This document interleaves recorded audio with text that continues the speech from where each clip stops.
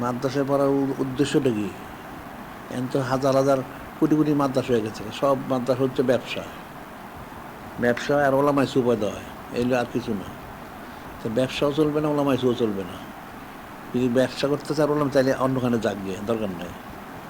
আর যদি পরে যদি দিনদার পরেজগার আল্লাহর হইতে চাও তাহলে এখানে পড়ো, দুইটার একটা, যেটা পছন্দ। দিনদার পরেজগার তাহলে এখানে পড়বে, আর যদি তোমার পছন্দ না হয় তাহলে অন্যদিকে যাও। শক্তভাবে আইনটা জারি রাখতে হবে। এতে সমস্ত প্রতিষ্ঠানে সেরমই থাকে। এই যে একটা ঘটনা আমি বলছি অনেকবার, যা শেখ সাদি রহমতুল্লাহ, উনি একটা এলাকায় প্রতি বছর নসিহত করতেন, ওয়াজ করতেন, তালিম দিতেন। তো ওখানে একটা মাদ্রাসা ছিল, মাদ্রাসা খুব সুশৃঙ্খলই চলতো। কয়েক বছর গেলেন, গিয়ে দেখেন মাদ্রাসা সব মনে হচ্ছে উশৃঙ্খল হয়ে গেছে। শিক্ষক তালিম দিতেছে, ছাত্ররা কিছু বাইরে ঘুরোঘুরি করতেছে। এমনি কোনো কোনো ছাত্র আছে এটা গিয়ে ওই কি খেলাধুলা করতেছে, গুলি টুলি কি খেলে। তুমি দেখেন একটা আশ্চর্য দিলেন, আশ্চর্য জিজ্ঞেস করলেন ব্যাপারটা কি। একদিন তো মাদ্রাসা ভালোই ছিল, পড়াশোনা হচ্ছে, তো আজকে এখন ছেলেরা উশৃঙ্খল কেন? তখন বলে যে আসলে যে শিক্ষক ছিল, শিক্ষক খুব শক্ত ছিল, কড়া ছিল। এত করা হওয়ার কারণে অনেকে বলছে এত কড়া শিক্ষক তো চলবে না, একজন শিক্ষক বদলে আরেকজন শিক্ষক হচ্ছে খুব মিষ্টিভাষী শিক্ষক। কারণ মিষ্টিভাষী শিক্ষকের কথা থেকে শোনে না, মিষ্টি মিষ্টি কথা কয়, সব উশৃঙ্খল। তুমি চান এটা হবে না, তোমরা আবার ওই শিক্ষক করে নিয়ে আসো, এই শিক্ষক চলবে না। আবার নিয়ে এসছেন পরের বছর, আবার সব সুশৃঙ্খল। মিষ্টি কথা তো কাজ হবে না। পড়াশোনা করলে পড়াশোনা করতে হবে, নাইলে পছন্দ হলে যাওগে, দরকার নাই। যে করবে এবং যে করাবে দুজনে একরকম হইতে হবে। আর নাইলে রাস্তা দেখো, কোনো অসুবিধা নেই। আমি কিন্তু আসলে বরখাস্ত করে দিব। অভিযোগ যদি পাওয়া যায় কারণ নামে, সে ছাত্র হোক আর শিক্ষক বরখাস্ত করা হবে। একদিন পুরো সময় মতো তালিমটা ঠিকমতো দিতে হবে এবং তালিম নিতে হবে। এখানে কোনো চুচারা কিলো সুযোগ নেই, যাকে যেভাবে বলা হবে ঠিক আছে সেভাবেই তাকে করতে হবে। আর অনুপস্থিত থাকতে পারবে না। আর দশে শিক্ষা প্রতিষ্ঠান থেকে ঘুমায় নাকি ওখানে? হ্যাঁ, এটা একটা অথর্ব বালু মাদল স্যার কেউ ঘুমায়? ঘুমানো তো বাড়িতে ঘুমায় আসবা, কিন্তু সময় তো এটা তো 10-এর সময় তো নির্দিষ্ট, এই সময় কেউ ঘুমাইতে পারবে না। মানুষের যারা যারা অফিস আদালত করে তার কি ঘুমায় থাকে নিয়ে গেছে এখানে? হ্যাঁ, অথর্ব ছাড়া পুরো সময়টা তাকে সেই তার যেভাবে তার তালিম দেওয়ার দরকার ঠিক সেভাবে সে দিবে, এমন কোনো গাফলতি করতে পারবে না। প্রয়োজন তার তালিম শেষ হলে সে ঘুমায় থাকুক। আর যার যে দায়িত্ব, সেই দায়িত্বকে পুরো পালন করতে হবে। এই জন্য মানুষের কোনো বরকত নেই এখন। দিনদার হয়ে পড়েছে অলিয়াল্লাহ, অলিয়াল্লাহ তো অনেক ঊর্ধ্বের বিষয়, এত মুফতি অলিয়াল্লাহ হয়। হ্যাঁ, এই জন্য যারা আউলিয়া কেন জীবনী বড় বেশি করে। আমার কত রিয়াজ মা সাক্ষাৎ করছে, এখন মানুষ খাওয়ার জন্য পাগল, ঘুমানোর জন্য পাগল। এই খাওয়া ঘুমে পাগল হতে অলিয়াল্লাহ কোনো জীবনও সইতে পারবেন না। খাওয়ার ঘুমের জন্য যারা পাগল হয়, এগুলি দুনিয়াদার ছাড়া কিছু হবে না, বাল্লু মাদাল। তার মূল বিষয়টা ঠিক, তার দিনদার পরেজগার হওয়ার জন্য সেটা ঠিক রেখে বাকি কাজ করতে হবে। একবেলা যদি কমও ঘুমো, একবেলা যদি খাবার নাও সে পায়, তারপর তার যে মূল শিক্ষার যে ঠিক রাখতে হবে। মুফতি তো কেউ অলিয়াল্লাহ হয় নাই, রিয়াজ মাসাকাত ছাড়া কেউ অলিয়াল্লাহ হয়েছে নাকি? এখন আসলে মানুষ আউলিয়া কেন জীবনী পড়ে ওনা জানবে থেকে। নির্দিষ্ট কয়েকজনটা পড়ে, বড় পীর সাহেব, খাজা সাহেবের মতো কয়েকজনটা পড়ে, দেখে একটু কী করছে। আর সমস্ত আউলিয়া কেরাম পরিশ্রম করছে, অনেক করছে।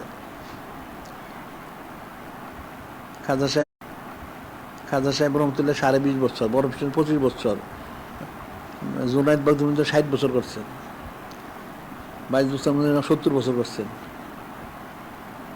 অনেকে তো অনেক করছেন, অনেক আউলিয়া কেরাম অনেক বেশিও করছেন, কম বেশি।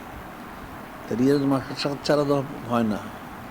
আর এগুলি করতে গেলে জিকির ফিকির ঠিক মতো করতে হয়, তখন ঘুম আর খাওয়ার খেয়াল রাখলে তো কাজ হবে না। যারা ঘুমের পাগল আর খাওয়ার পাগল, এটা জীবনে অলিয়ে লইতে পারবে না।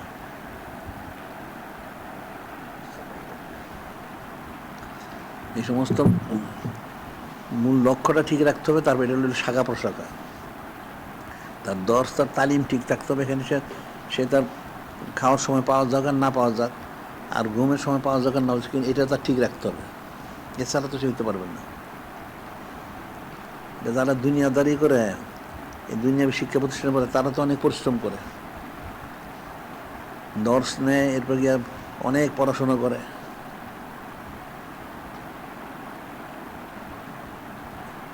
অনেক পাকিস্তান হলে হইতে পারে সম্ভবত। তখন এই একটা স্কুল ছিল, ল্যাবরেটরি স্কুল, আছে কিনা জানি না। হ্যাঁ, ওদের থেকে প্রথম হতো সাধারণত, দশম শ্রেণী যেটা ইয়ে বলা হয়, এসএসসি। একটা ছেলে ভালোই ছিল, তার বাবা তারা পড়াইতে 22 ঘন্টা পড়াইতো, পরে মাথা খারাপ হয়ে গেছে। তার পড়াশোনার সূচি দিছে, সে মাথা যখন খারাপ লোকে 22 ঘন্টা সে পড়ে, 24 ঘন্টা 2 ঘন্টা কমায়, পরে মাথাই খারাপ হয়ে গেছে। আমার বলার উদ্দেশ্য সে 22 ঘন্টা, আর অন্য কেউ নয় 15 ঘন্টা পড়ে, তো অনেক সময় ব্যয় করে তার দুনিয়াদারি হাসিল করার জন্য। তাই দিনদারির জন্য কী করতে হবে? তাদের দুনিয়াদারিতে তাদের ইয়েগুলি করে, এইভাবেই তো করে প্রত্যেকে। তাহলে দিনদারি তো আরও বেশি করা উচিত। কোনো লোকে, যে লোক যেদিকে সে ইয়ে করে, তরক্কি লাভ করে, সে অনেক পরিশ্রম করেই করে, বিনা পরিশ্রমে কেউ কিছু করে না। এই যে লোকটা মাটি কাটে, অনেক পরিশ্রম। যারা মাটি এক মাটিতে একটা কোদাল দিয়ে কোপ দিয়ে দেখো, 3টা কোপ দিলে কোমরটা বাঁকা হয়ে যাব, তারা সারাদিন মাটি কাটতেছে, তো পরিশ্রমটা কম না। প্রত্যেকটা কাজেই যদি সে তাক মিলিয়ে পড়তে চায়, কামিয়ে পিছিয়ে, তাহলে তাকে অনেক পরিশ্রম করতে হয়, যে কোনো কাজ করুক যে। তো এটা যদি এরকম দুনিয়াবি যদি এরকম হয়, তাহলে দিনদারিটা কতটুকু হইতে হবে? দুনিয়ার তো কোনো মূল্যই নাই। তো দিনদার পরেশগার হইতে হলে, আল্লাহ হইতে হলে তাকে কত পরিশ্রম করতে হবে। এখানে দর্শের সময় হলো, তাদের 7:30 আসতে হয়, সর্বোচ্চ 1:30 পর্যন্ত। কয় ঘন্টা হইল? 6 ঘন্টা। তো 6 ঘন্টা যদি সে নিজেকে এখানে নিয়ন্ত্রণে না রাখতে পারে, তাহলে সে তো কিছু হাসিল করতে পারবে না। তাকে অবশ্যই ঠিক মতো ক্রিয়া করতে হবে। এরপরে বের হয়ে তার যে অন্য কাজ, দর্শ শেষ হয়ে গেলে তখন সে অন্য কাজ করুক, তার যা আছে এই সূচি অনুযায়ী যেরকম করা হয়েছে সেই অনুযায়ী কাজ করতে হবে। আর যাদের সময় জ্ঞান নাই, এরা জীবনে কোনোদিন তরক্কি হাসিল করতে পারবে না। সময় জ্ঞান থাকতে হবে। সময় জ্ঞান যদি না থাকে, সময় যদি সে ঠিকমতো ব্যবহার করতে না পারে, সে কোনোদিন ক্যান্সেল করতে পারবে না। সময় জ্ঞান থাকতে হবে। প্রতিটা পলক তার সময়, তার হিসেব করে খরচ করতে হবে। আল্লাহ পাক নামাজ দিলেন, প্রত্যেকটা সময় ভাগ করে দিচ্ছেন। ফজর, জোহর, আসর, মাগরিব, এশা, তাহাজ্জুদ নামাজ হোক, এরপর এশাক, চাষ, তাওবিন, সব সময় নির্দিষ্ট করা আছে, একটু ব্যতিক্রম নাই। রোজার জন্য সময়টা ঠিক করা আছে, জুমার নামাজের জন্য সময় ঠিক আছে, ঈদের নামাজের জন্য সময় ঠিক আছে, সবটা সময় আল্লাহ করে দিচ্ছেন, একটাও এলোমেলো করতে পারবে না। এখন ফজরের সময় এশা নামাজ পড়তে পারবেন না, এশার সময় ফজর নামাজ হবে না। প্রত্যেকটা জিনিস আল্লাহ পাক সময় করে দিচ্ছেন। সেই সময় যদি জ্ঞানটার কারণ না থাকে, সে তো কোনোদিন তরক্কি করতে পারবে না। তাকে সময় জ্ঞানটা তার থাকতে হবে। মানুষ সময়ের কোনো গুরুত্বই বুঝে না। এই যে একটা বাংলা একটা কথা আছে, সময়ের 1 ফোর, অসময়ের 10 ফোর। সময় মতো করলে অল্পতেই হয়ে যায়, অসময় করলে সেটা হবে না। পড়াশোনা হোক, জিকির ফিকির হোক, যেটাই হোক, প্রত্যেকটা সময় অনুযায়ী করুক, তাইলে বরকত হবে। উজু, গোসল, খাওয়া দাওয়া, ঘুম যা আছে সব তর্তি মতো করুক, অল্পতে বরকত হবে। আর কতগুলি জিনিস আছে মানুষের, এটা তার কোশিশের সাথে, অভ্যাসের সাথে। একজন অলস সারাদিন ঘুমায় থাকে, আর যদি সে ফিকির করে, তাহলে সে ঠিকই সময়টা নিয়ন্ত্রণ করতে পারে, তার কাজটা ঠিক মতো হবে, সব তর্তিব মতো হবে। আর সবচেয়ে বড় জিনিস হলো, সে তাকে এখন সে দুনিয়া আসছে কেন? আর দুনিয়া মাজারাতুল আখিরা, পরকালের খেতে এটা, এতে কিছু কামাই করে নিয়ে যেতে হবে। আর ইমানদারদের জন্য দুনিয়াটাই মূল না। আর দুনিয়া সিজনুল মোমেন জান্নাতুল কাফির। দুনিয়া হচ্ছে মোমেনদের জন্য কারাগার। কারাগার অর্থ হইল নিয়ম নীতির মধ্যে চলতে হবে। আর কাফেরদের জন্য এটা বালাখানা। বালাখানা অর্থ হচ্ছে মন গড়া চলবে, নাউজুবিল্লাহ। তো মুসলমান তো তর্তির মতো চললে সে সব কিছু হাসিল করে তারপরে আবার আল্লাহ পাকে সাক্ষাৎ এসে যাবে, সুবহানাল্লাহ। একটা লোককে যদি দুনিয়াবে দৃষ্টিতে ধরা হয়, একটা বাড়ি পরিবার, একটা ছেলেকে তার বাবা কাজে পাঠাইলো, এখন বাজার সদয় হোক বা যে কোনো কাজটা সে শেষ করে আবার তার বাড়িতে ফিরে আসতে হবে, কাজটা সফল করে। বাজার সদয় হোক, কেনাকাটা হোক বা কোনো পড়াশোনা হোক বা একটা কিছু, সেটা সময় আবার হাজিরা দিবে। ঠিক দুনিয়াতে এরকমই আল্লাহ পাক পাঠাইছেন, পাঠাইছেন তোমরা আমার মহব্বত মারিফত নিজবোধ করবো, রাজা অনুসরণ হাসিল করে আবার আসবা। যদি সেটা হাজির করে যেতে পারে তখন তার জন্য কামিবে, আমি তার শাস্তি ভোগ করতে হবে। এখন বাবা পাঠালে তুমি এটা করে, সব উল্টাপাল্টা কাজ করে চলে এলো, তখন তার শাস্তি ভোগ করতে হবে। আর যে তর্তি মতো করে আসে তখন সে তার সন্তুষ্টি পাবে।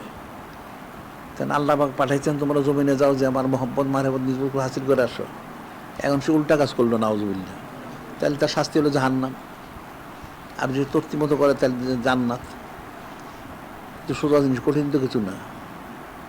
মানুষ ফিকির না করার কারণে এই কিছু বুঝেন, বুঝবে কোনো কঠিন কিছু না।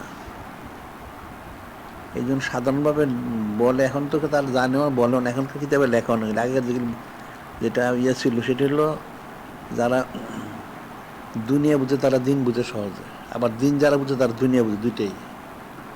যে দিন বুঝে সে দুনিয়া বুঝবে, আর যে দুনিয়া বুঝে সে দিন বুঝবে। কারণ একটা না এক সারা একটা চলবে না। দুনিয়ার চকচক দেখে সে মশগুল হয়ে গেলো, সে গোমরা হয়ে গেলো, বাদ হয়ে গেলো। মনে দিনদারি করবে সে কেমনে? দুনিয়া ছাড়া দিনদারি করতে পারবে না। তাকে দুনিয়ায় এসে দিনদারিটা করতে হবে। যারা দুনিয়া আসে না তারা দিনদারি করতে পারবে না। এটা তো ফজিলতটা বুঝতে হবে, গুরুত্বটা বুঝতে হবে। আর তারপরে ছাত্রদের যারা দর্শের সময় ঠিক আছে, এরপরে অন্য সময় তাদের সময় থাকলে তারা যেন, যে আমাদের যে রেসাল শরীফ যে কিতাবগুলি বের হয় এগুলো যেন তারা পড়ে, এদের সব সূচি করে দেওয়া উচিত, ধারাবাহিক যেন এগুলি পড়ে। এখন তো মানুষ পড়াশোনার কোনো গুরুত্বই বুঝে না। ইলিম ছাড়া তো আমল করতে পারবে না। এটা গুরুত্ব বুঝে সেই অনুযায়ী আমল করতে হবে।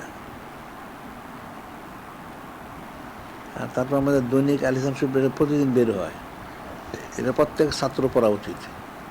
কিন্তু অনেক কিছু থাকে।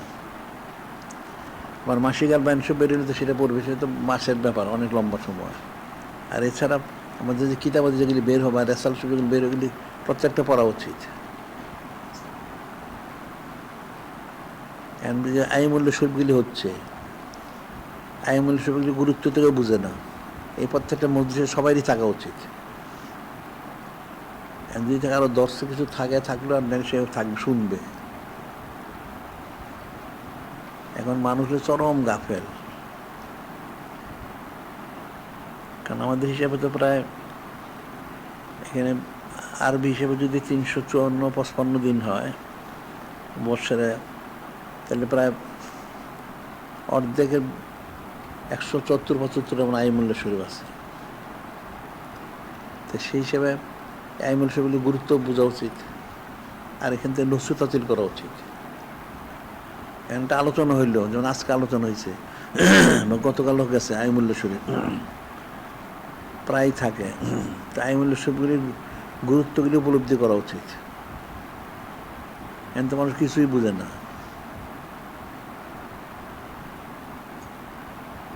এমন অনেকে কিছু জানিই না। এখন হয়তো আজকে নুরাইন ওনার সম্বন্ধে জানে, ওনার খেলাফত সম্বন্ধে মানুষ জানে না। তারপর গতকাল যেমন গেছে উম্মুল মুমিনিন আলাইহিস সালাম ওনার, তারপরে উম্মি বাদ উম্মি আলাইহিস সালাম ওনাদের বিষয়গুলি গেছে, কিন্তু মানুষ জানেই না। এখন মুসলমানরা কাফের মুশরিকটা মুখস্থ করে ভালো, নাউজুবিল্লাহ। আর দিনদারি বিষয়গুলি তাদের কোনো খবর নাই। এগুলি জিজ্ঞাসা করে কত বড় কথিত আলেম যারা, এগুলি জানেন না। এই সময় তারিখগুলি জিজ্ঞেস করে দেখো, জীবনে সে জানে না, শোনেই নেয়। আর এই যে গতকাল যে উম্মি বাদুম্মি আল ইসলাম, উনি এটা তো বলে পৃথিবীর কেউ জানে না। সে যত বড় আলিম জিজ্ঞেস করতে সে জানেই না, কোনো সম্বন্ধে কিছুই জানে না। উম্মি বাদুম্মি আবার কে?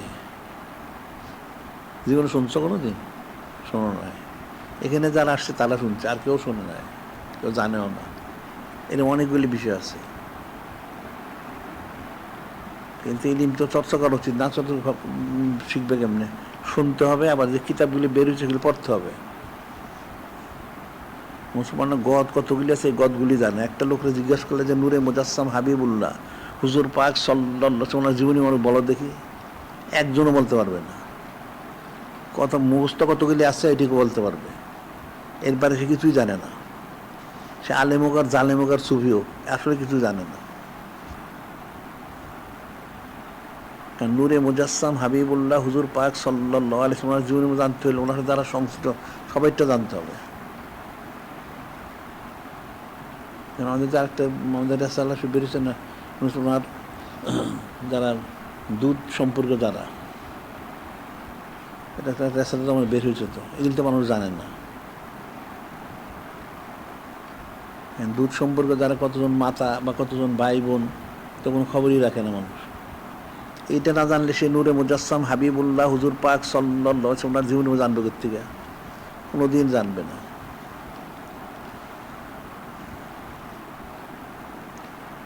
অনেকগুলি বিষয় আছে, এই জন্য প্রত্যেকটা আইমুল সব শোনা উচিত এবং সমস্ত কিতাবগুলি পাঠ করা উচিত। এটা ছাত্র শিক্ষক সবারই পড়া উচিত। আর মালে মুফতে কদর নিস, আমরা তো এগুলি বের করি, বের না করলে জানতো কোত্থেকে? হ্যাঁ, দুনিয়ার কেউ জানে? জিজ্ঞাসা করে দেখে তো কেউ জানে না এগুলি, সব মূর্খ। এটা পুঁথিগত বিদ্যা কতগুলি জানে, মুখস্থ সেটাই বলে। যে নূরে মুজাসসাম হাবিবুল্লাহ হুজুর পাক সাল্লাল্লাহু আলাইহি ওয়াসাল্লাম জেহাদের যে বিষয়গুলি, এগুলি তো জানে না, মশহুর বড় বড় জেহাদ। আবার হযরত উম্মাতুল মুমিনিন আলাইহিন্নাস সালাম ওনারা কতজন এটাই জানে না, নাউজুবিল্লাহ। ওনাদের বাকিটা জানবে কোত্থেকে? কোনোটাই তো জানে না।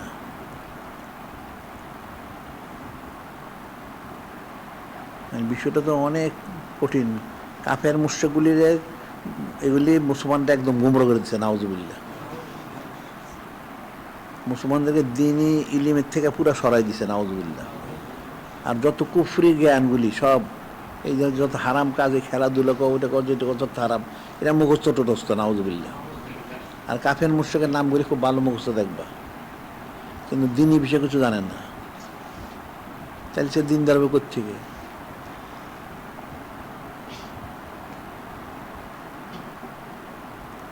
আর যত মাদ্রাসা এখন যারা যেগুলি এমনি শিক্ষা প্রতিষ্ঠান, স্কুল কলেজ, কিন্তু কিচ্ছু নাই। আর যেগুলি কথিত মাদ্রাসা, সেগুলির মধ্যে এখন মাদ্রাসা কোনো শিক্ষা নাই। ওই রসম রেওয়াজ কিছু পরে কোনোরকম একটা সনদ দিতে পারলে তো চাকরির জন্য, ওই যে বিষয়গুলি আসবে পরীক্ষায়, এগুলি খুব ঠোঁটস্থ করে মনে একটা ভালো অবস্থায় পৌঁছে একটা ভালো একটা সনদ পাওয়া গেল, প্রথম শ্রেণীর সনদ। এটা দেশে চাকরি ব্যবসা করে, সে তো ইলম অর্জন করতে যায় না, আর আলেম হইতেও যায় না। তাইলে মানুষ দিনদারি থাকবে কোত্থেকে? আল্লাহ পাক যে বললেন, ফালাউলা নাফারা মিন কুল্লি ফিরকাতি মিনহুম তায়ফাতুন লিয়াতাফাক্কাহু ফিদ্দীন, কেন তোমাদের প্রত্যেক গোত্র থেকে কিছু লোক বের হয় না যারা ফকি অলি আল্লাহ হবে? অলি আল্লাহ হয়ে মানুষকে তালিম দিবে। তো ওইটা কই? মাদ্রাসা তো আসলে ওইভাবে শুরু হয়েছিল, দিনী তালিমটা যে সেইটা শুরু হয়েছিল। আনুষঙ্গিক ঠিক আছে থাকো, কিন্তু মূলটা তো ঠিক থাকতে হবে। একটা যদি ইমানই না থাকে তাহলে তার জিন্দি বেঁচে কোনো দরকার নাই, ইমান থাকতে হবে। এখন তাদের ইমানই হার হয়ে গেছে, নাউজুবিল্লাহ। তারপরে সুন্নত বড় কথা বলে, সুন্নত মানুষ জানিই না, গণ্ডমূর্খ। এগুলো আমল করা উচিত। আল্লাহ পাক স্পষ্ট বললেন, লাকাদ কানা লাকুম ফি রাসূলিল্লাহি উসওয়াতুন হাসানাহ। যে আল্লাহ পাক বললেন যে একমাত্র আল্লাহ পাক ছাড়া সৃষ্টি সকলের জন্যই নূরে মুজাসসাম হাবিবুল্লাহ হুজুর পাক সাল্লাল্লাহু আলাইহি ওয়াসাল্লাম অনুসরণীয়, সর্ববিষয়ে সর্বক্ষেত্রে সর্বসময়ের জন্য। একমাত্র আল্লাহ পাক ছাড়া সকলের জন্য। এটা বুঝলো কয়জনে? বুঝে নেয়। এখন কথিত কতগুলি জিনিস পালন করে, আবার কতগুলির ক্ষেত্রে তাকে অনেকে অস্বীকারও করে, নাউজুবিল্লাহ। তাহলে মুসলমানের যে মুসলমানিত্ব সেটা গেল কই? এটা কাফেরের তো ইহুদি হোক, নাসার হোক, মুশরিক হোক, হিন্দু, বৌদ্ধ, তাদের একটা মূলনীতি তারা ঠিকই ধরে রাখে। তো মুসলমানের মূলনীতিটা গেল কই? মুসলমানের মূলনীতিটা থাকা উচিত ছিল।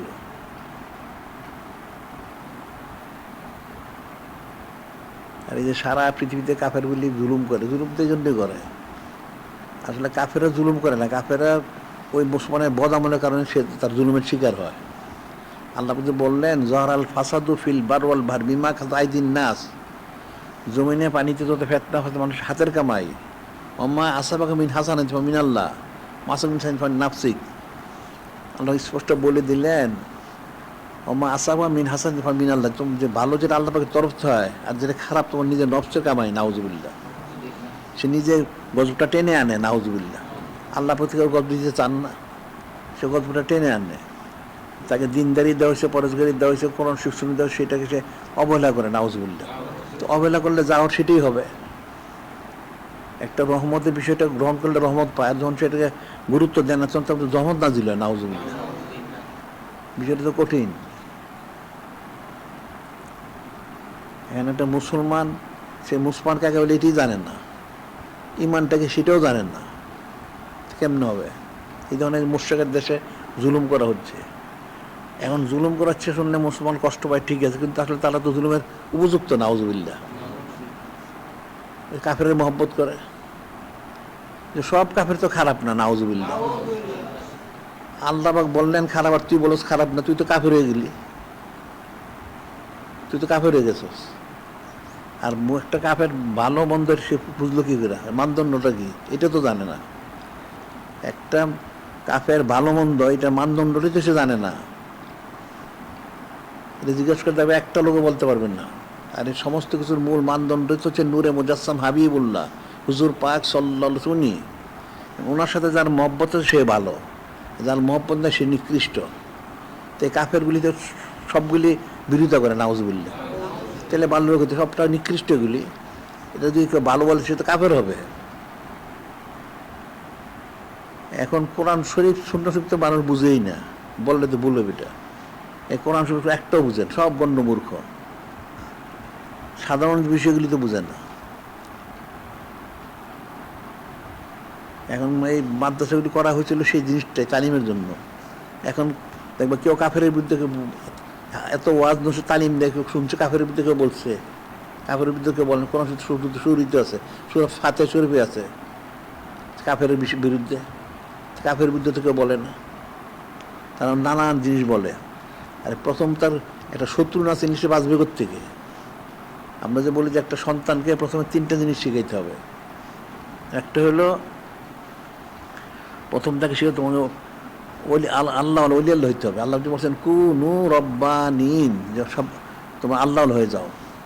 প্রত্যেকে প্রথম থেকে এটা শিখাইতে তোমাকে ওলি আল্লাহ হইতে হবে। এখন শিখাইতে তোমার এমন পড়াশোনা করো যে অনেক টাকা কামাই করতে পারো, নাউজুবিল্লাহ। ওটা প্রথমে দুনিয়া ধরে গেলো, নাউজুবিল্লাহ, বাদ হয়ে গেছে, এটা তার জীবনে কাজ হবে না। এরপরে তোমাকে ওলি আল্লাহ হইতে হলে, তাহলে ওলি আল্লাহ হইতে হলে কী করতে হবে? তোমার তো নিশ্চয় শত্রু বাধা দিবে, এটা ন্যাক কাজ করতে গেলে তো বাধা দেয়, তাহলে শত্রুকে এটা চিনতে হবে। তাই শত্রু তো দুনিয়াটাও শত্রু, ইবলিসও শত্রু, নফসও শত্রু, তাহলে আর কি ইহুদি নাসারা কাফের মুশরিক শত্রু। তাহলে শত্রুর সাথে মহব্বত রাখা যাবে না, শত্রুকে মহব্বত করে বিপদে পড়বো। তাহলে শত্রুটাকে চিনতে হবে, এই তাকে চিনেইতে হবে। শত্রু চিনল, এখন শত্রু চিনল ঠিকই আছে, কারণ কাফের মুশরিক চিনছে, কাফের মুশরিক চিনলে সে বাঁচবে কেমনে? গায়ের যুদ্ধ তো বাঁচতে পারবে না।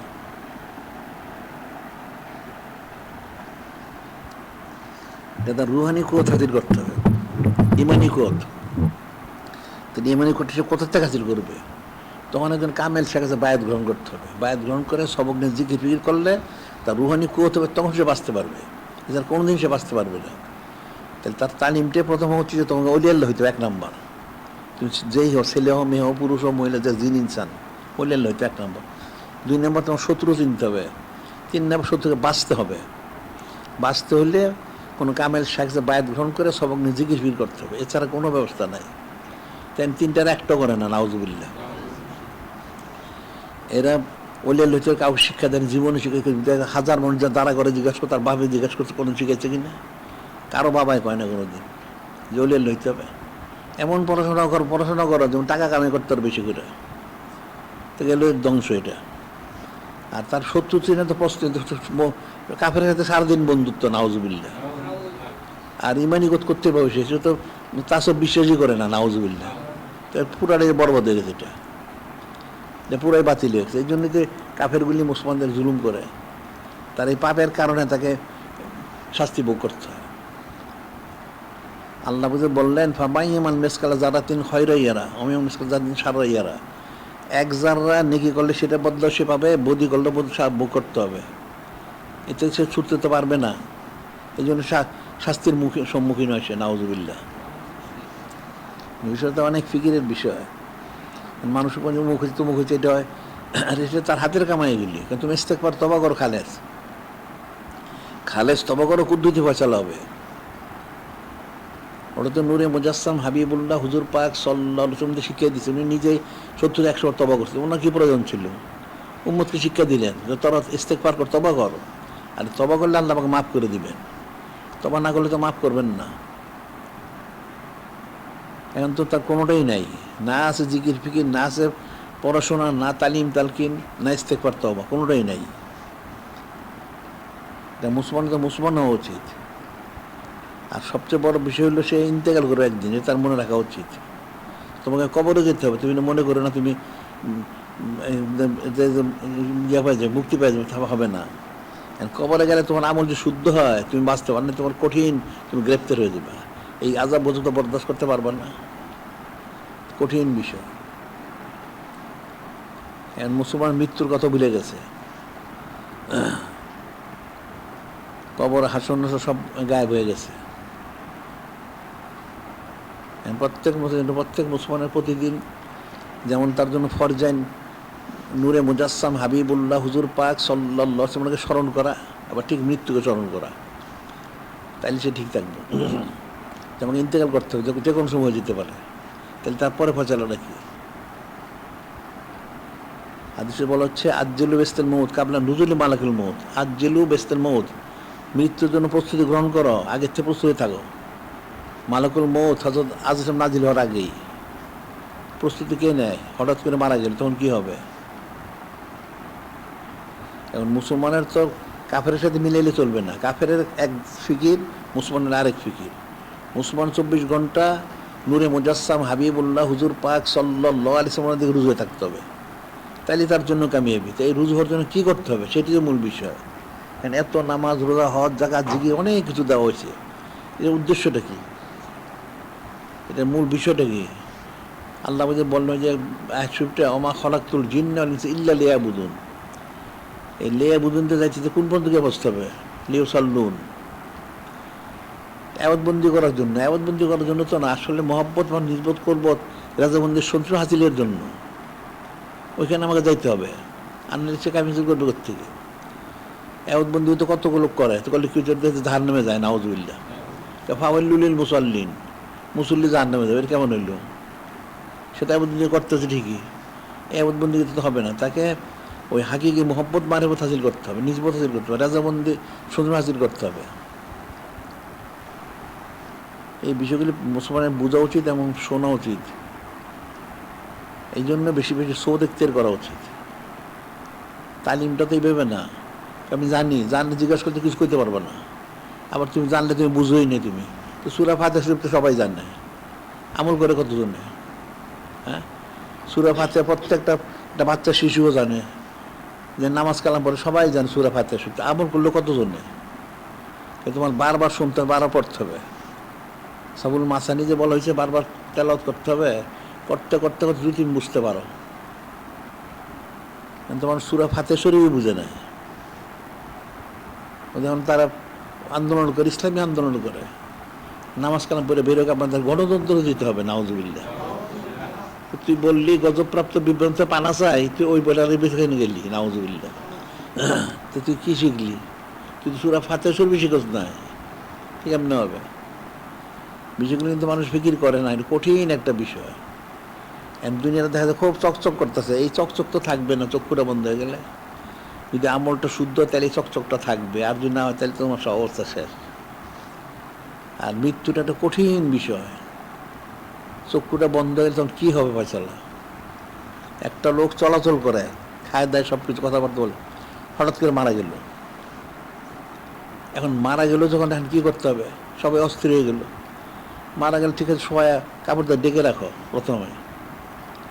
এখন কাপড় তার কী করতে হবে, সবাই তো কান্নাকাটি করবো, যা করবো, তাহলে এখন গোসল করাইতে হবে।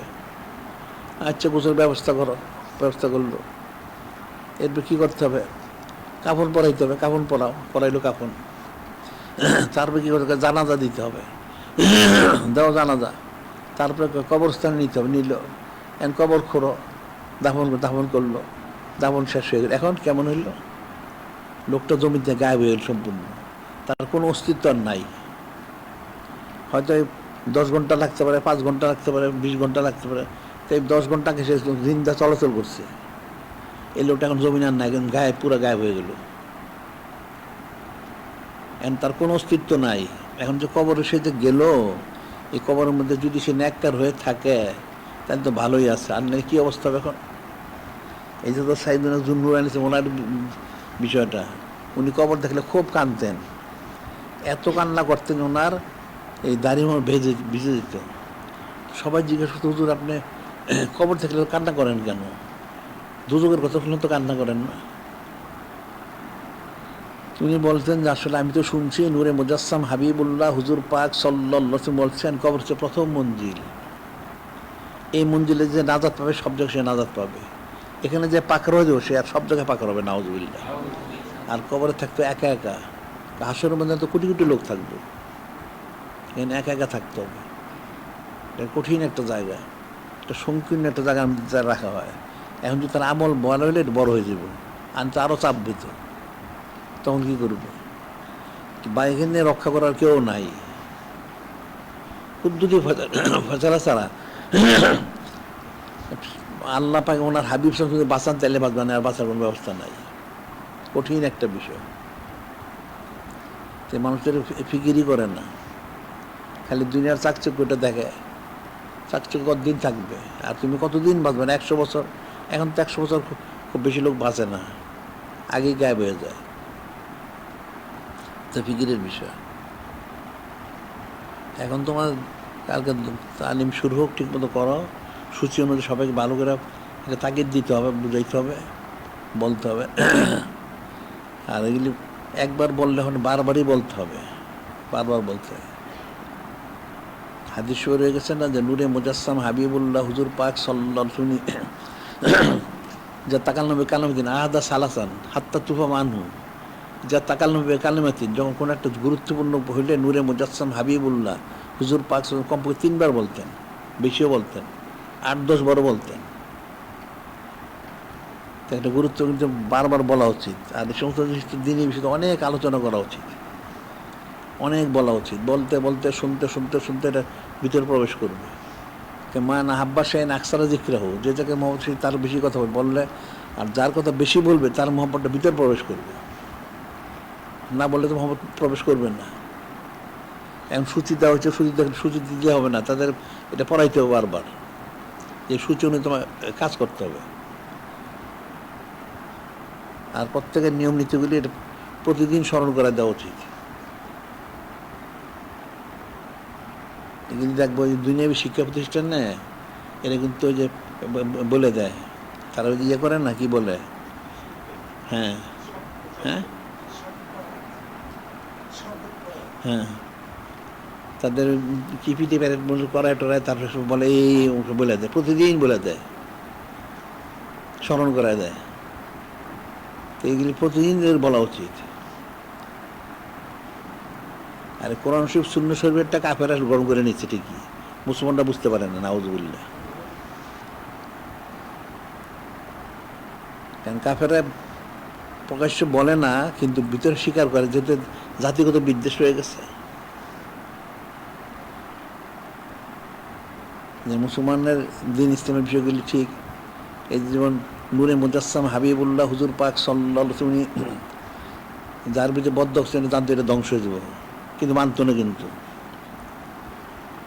এটা যখন বলছে যেমন আবুল হাবের ছেলেগুলি ধ্বংস হবে, যখন বলা হলো এরা আতঙ্কের মধ্যে থাকলো, এরা আতঙ্কের মধ্যে যে কোন সময় কী হয়ে যায় নিশ্চয়ই এটা হবে, কিন্তু মানে নাই। কিন্তু তো ঠিক কাফেরগুলির অবস্থা এরকমই, এটা জানে কোরআন শরীফ শুনে যা আছে এটা ঠিকই আছে, কিন্তু এটা মানবে না। নাউজুবিল্লাহ, আসলে লানত আছে এই জন্য মানবে না। এটা কঠিন একটা বিষয়, যেমন যে হেদায়েত পাওয়াটা কঠিন, হেদায়েত যদি পায় কেউ ইস্তেমাল থাকে আরও কঠিন। ইবলিসেরটাই তো আশ্চর্যজনক, এত কিছু ইবলিস দেখলো, কীভাবে গুমরা হয়ে গেল। এই তো অনেক এখান থেকে নসিহত হাজির করা উচিত, বেশি ইস্তেগফার করা উচিত। ইবলিসের জীবনীতে আছে, সে একবার ঘুরতেছে, দেখা গেল লৌহ মাহফুজের সামনে কিছু ফেরেশতা কান্নাকাটি করতেছে। কি ব্যাপার? লৌহ মাহফুজে লেখা আছে আল্লাহ পাকের এক বান্দা অনেক বছর বন্দি করার পরে গুমরা হয়ে যাবে। ওনারা ভয় কাঁদতেছে। সে তো তালিমদাতা, কিছু নসিহত করে সে সবার জন্য দোয়া করলো, সে তো নিজের জন্য দোয়া করে নাই। পরে সেই কিন্তু গুমরা হয়ে গেল। যে বিষয়টা কঠিন একটা বিষয়, তো হেদায়েত পাওয়াটা কঠিন, ইসলাম তাকে আরও কঠিন। এই জন্য ইস্তেগফার সবসময় করা উচিত, তওবা সবসময় করা উচিত। বিষয় তো সোজা জিনিস না। দুনিয়ায় মানুষ আছে, দুনিয়া একটা লোক কামাই করতে পারলে ভালো খায়, না করতে খেতে পারে না, তো এটা তো ক্ষণস্থায়ী। আর যদি সেখানে না খাইও থাকে, শুধু ইমানের সাথে ইন্তেকাল করতে পারে, তার জন্য কামিয়াব। কিন্তু যদি ইন্তেকাল ইমানটা ছাড়া হয়, তাহলে তার জিন্দেগি পুরা বরবাদ হয়ে গেল, ওটা অনন্তকাল। এখানে তো সাময়িক কয়েকদিন। ইন্না ইয়াওমান ইনদা রাব্বিকা আলফা সানাতিন মিম্মা তাউদ্দুন। দুনিয়াবি 1000 বৎসর হচ্ছে পরকালের একদিনের সমান। পরকালে একদিন 1000 বৎসর, তাহলে সেই হিসেবে 2-2.5 ঘন্টা মানুষ থাকে জমিনে। তো 2-2.5 ঘন্টা সে এটা সহ্য করতে পারলো না, তো অনন্তকালটা পাবে কেমনে? এর যে একটু কষ্ট সহ্য করে সে ঠিক থাকে, তার পরকালটা অনন্তকাল থাকলো তার জন্য। এগুলি প্রত্যেক মুসলমানেরই বোঝা উচিত। তারপরে মুসলমান তো অবশ্যই বুঝবে, এরপর যারা বায়াত গ্রহণ তাদের আরও বোঝা উচিত। এখন বায়াত গ্রহণ করে যদি কেউ মাদ্রাসায় পড়ে ভালো কথা, তারও বোঝা উচিত। কিন্তু যে মাদ্রাসায় ভর্তি না হইলেও যারা বায়াত গ্রহণ করলো তাদের প্রত্যেকেরই বোঝা উচিত, প্রত্যেকের ইলম অর্জন করা উচিত। তলেব ইলম তো সবাই হইতে পারে, খালি মাদ্রাসায় পড়লে তলেব ইলম না। আল্লাহ হাদিসে বলা হচ্ছে কোন আলেমান আও মুতাল্লিমান আও মুহিব্বান আও মুস্তামা মুহিব্বান ওয়ালা তাকুনিল খামিস। তুমি কোন আলেমান, আলেম হও, আর মুতাল্লিমান তলেব ইলম হও, অথবা মুস্তামিয়ান শ্রোতা হও, অথবা মুহিব্বান মহব্বতকারী হও। এখন একটা লোক দুর্বল পুরুষ বা মহিলা আসতে পারে না, দূরে থেকে মহব্বত করুক। যারা আসতে পারে তারা শুনুক, শ্রোতা হোক কমপক্ষে, সে পড়াশোনা জানে না। আর যারা পড়াশোনা জানে তোমরা পড়াশোনা চর্চা করতে থাকো। আর যারা আলেম তো হয়ে গেছে, এখন তো যারা পড়াশোনা জানে, পড়াশোনা তো পড়লেই হয়, তলে তো সবাই হইতে পারে। সমস্যাটা কোথায়? প্রতিদিন কিছু পড়াশোনা করলে সে তলেবিল হয়ে গেল। এগুলি সবারই বোঝানো উচিত। আমরা তো প্রতিদিনই এগুলি বলি, একদিন তো বাদ দিই না, না বুঝলে তার করা কিছু নাই।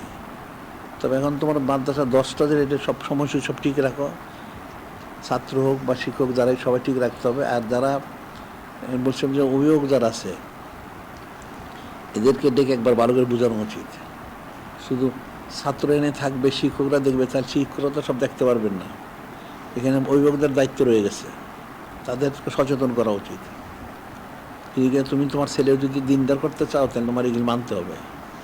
আর যদি না চাও, তাহলে তোমার ছেলে নিয়ে যাও গিয়া, দরকার নাই।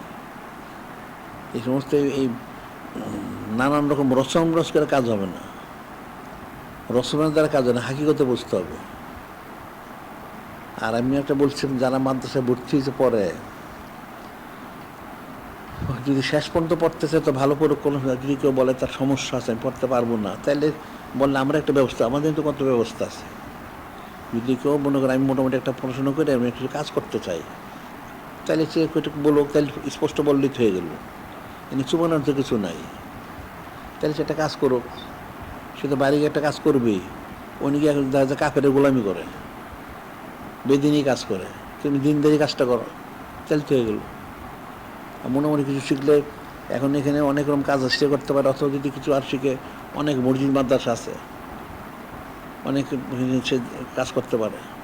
দিনই কাজটা হইল। আর একটা যে এই সংশ্লিষ্ট বিষয় থাকলে যেমন সেটা হলো মসজিদ মাদ্রাসা হোক বা সুন্নত প্রচার হোক, এর মধ্যে থাকে সে দিনই খেয়ালে থাকবে সবসময়। সে সবসময় দিনই খেয়ালে থাকলেও সে গুণের থেকে বেঁচে থাকলো, আর নাহলে সে গুণের মধ্যে থাকবে। একটা লোক ন্যাক কাজ করে কবুল হয় কি না এটা তো সন্দেহ আছে, গুণাটা তো কবুলই হয় নাউজুবিল্লাহ। আর গুনার অর্থটা কি? গুনার অর্থ হলো নাফরমানি, নাফরমানির অর্থ হলো অসন্তুষ্টি, নাউজুবিল্লাহ। মানুষ তো মূলটাই বুঝে না। এখন এগুলি দর্শ তালিম দেওয়া উচিত, বলা হচ্ছে সবসময়। যেন বলছিলাম প্রত্যেক দর্শের কমপ্লিট শেষে 2-4 মিনিট, খুব বেশি বলার দরকার নেই, 2-4 মিনিট বললেই হয়। তোমরা একটা জিনিস দেখবে, এটা আমি বলছি অনেকবার, তোমার কারো একটা শরীরে একটা অঙ্গের মধ্যে একটা আঙুল দিয়ে তুমি অনেকক্ষণ টোকা দিও, প্রতিদিন টোকা দিবে, দেখবা দেখবো এটা ওই জায়গায় ঘা হয়ে গেছে ভিতরে। বুঝনের কথাটা? একটা শরীরের একটা স্থানের মধ্যে প্রতিদিন তুমি কিছুক্ষণ সময় আঙুল দিয়ে টোকা দিবা, 15 মিনিট, আধা ঘন্টা দাও, টোকা দাও, বা 5-10 মিনিট প্রতিদিন দিবা, দেখবে দেখতে দেখতে ওই জায়গাটা ঘা হয়ে ভিতরে ঘা হয়ে গেছে। আঘাতটা অল্প মনে হয়, কিন্তু আঘাতটা আস্তে আস্তে হইতে অনেক বড় হয়ে যায়। এই যে বন্যা হয়, বৃষ্টিকে ঝপঝপ করে পড়ে, গুড়ি গুড়ি বৃষ্টি হইতে বন্যা হয়ে যায়। আমার বলার উদ্দেশ্য হলে তাহলে তুমি তালিমটা ছোটোটা অল্পটা কম মনে করো না, প্রতিদিন অল্প দিলে অনেক কিছু অনেক হবে। একটা মাসালা শিখলে 1 বছর অনেকগুলি শেখা হয়ে যায়। আহাব্বুল আমাল ইলাল্লাহ আদওয়ান কল্লা, আহাব্বুল আমাল ইলাল্লাহে, আল্লাহর হচ্ছে প্রিয় আমল হচ্ছে এটা আদমহা, যে দায়মি করে, যদি এটা অল্প হোক না কেন। অল্প দায়মি করতে থাকলে এটা একসময় অনেক বড় হয়ে যাবে, এটা মনে রাখতে হবে। তাহলে আর কি কথা আছে? আর এখন তাহলে যারা কেউ আজকে সফরে গেছে কিছু লোক? হ্যাঁ, আচ্ছা,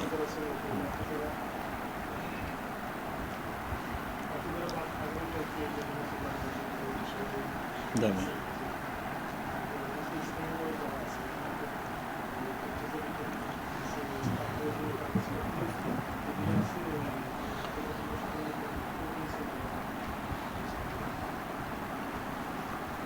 ঠিক আছে, এখন তো প্রচারপত্রগুলি কই নিল না, তো প্রচারপত্র তার পয়সা জমা দিল না, তো কেমনি হইল?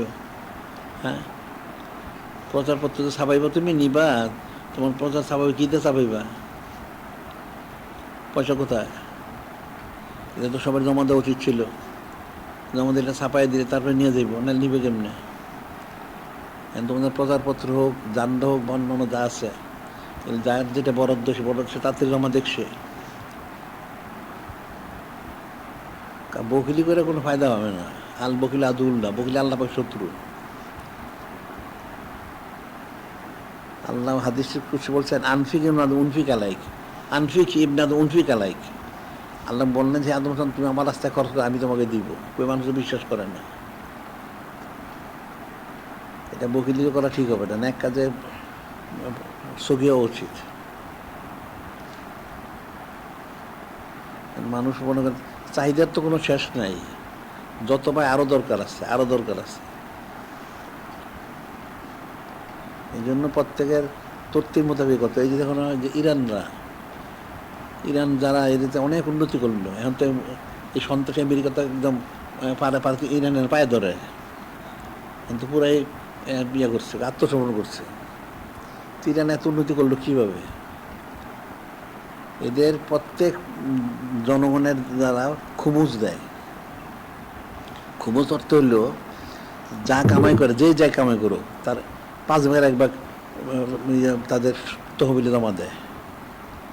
5 ভাগের 1 ভাগ, 100 টাকা কামাইলে 20টা টাকা দিয়ে দেয় খুমুজ।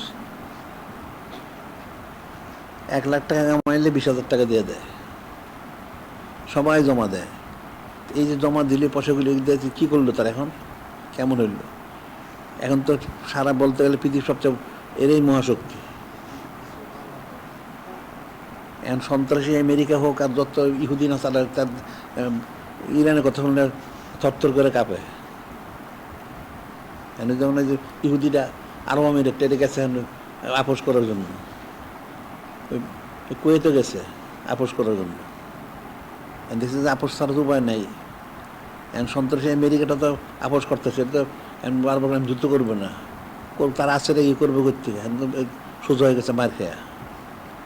এখন ইস্তেকামত থাকলে কামি বেচির করা যায়, আর সময়ও দিতে হবে, মালও দিতে হবে। এখন তাদের তো সমস্ত যত যুবক সবাইকে জেহাদের প্রশিক্ষণ দিছে সব। দ্বিতীয়ত লোক সংখ্যা খুব বেশি না, আমাদের তো অনেক, কিন্তু তাদের সর্বোচ্চ 12 কোটি লোক ইরানে, তাদের সর্বোচ্চ হিসেবে 11 থেকে 12 কোটির লোক। আমাদের 50-51 কোটির লোক। তা আমাদের তো পৃথিবীর সবচেয়ে বড় মহাশক্তি অতীত ছিল।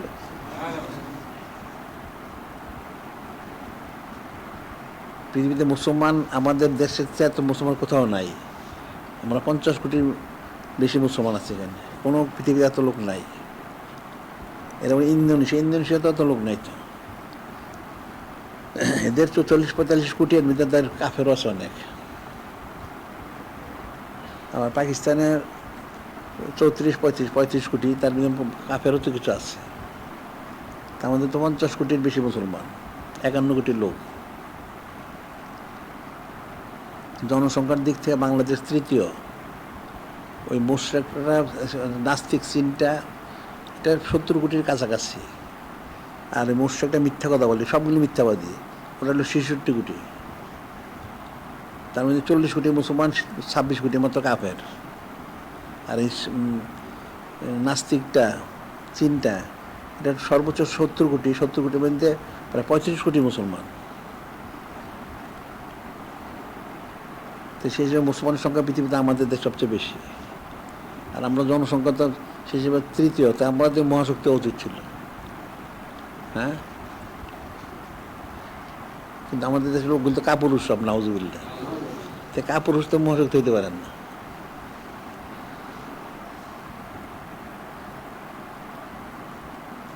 আর আমাদের তো আল্লাহ অনেক কিছু দিচ্ছেন, মানুষ তো আসলে জানেই না। বাংলাদেশে যত খনিজ দ্রব্য আর যত এই যে খাদ্যদ্রব্য যা আছে, পৃথিবীর কোনো দেশে এরকম নাই।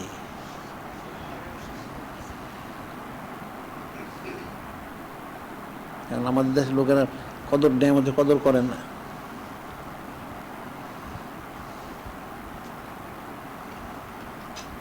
আর নিজেরটা নিজেই জানে না।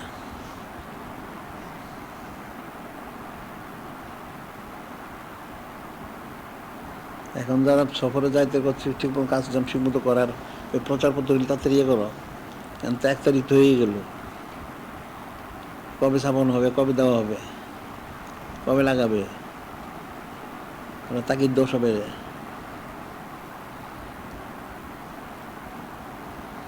এখন তাহলে ঠিক আছে, আর কি কথা আছে কিছু? ঠিক আছে, আজকে বলতে থাক।